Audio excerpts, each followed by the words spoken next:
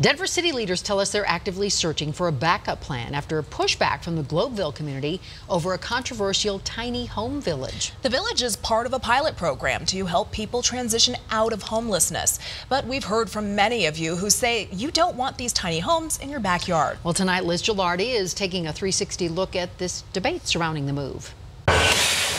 In an area that has long felt ignored. There's certainly been some neighborhood pushback that has not been ideal.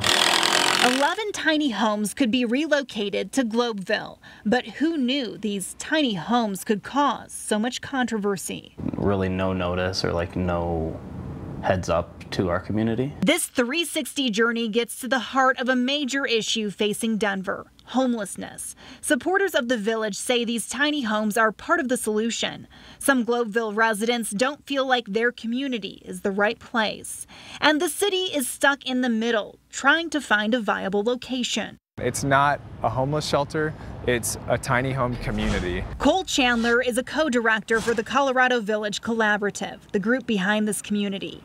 He believes there's pushback because residents don't understand the concept. They have ideas about camps and trash and people going through alleyways and all these sort of stigmatized ideas about what homelessness is. That's not what would be moving into the Globeville neighborhood. They met with the city today to discuss other potential locations, but Chandler would rather stick with the Globeville site. We really want to come into a neighborhood and be a good part of that neighborhood. The new neighbors are only part of it. I think it's a really fine balance between, a homeless issue versus a community issue. Jazz LaRue is a lifelong Globeville resident. He feels like the city forgot about his community and wanted to see a conversation about whether or not Globeville could support the village. Now that the city wants something, now we're discussing the flooding issue that's been going on here for years, and now we're discussing infrastructure. The proposed Globeville location is only half a mile away from the current tiny home site. The city says it looked at a number of factors like zoning, proximity to transit, and safety.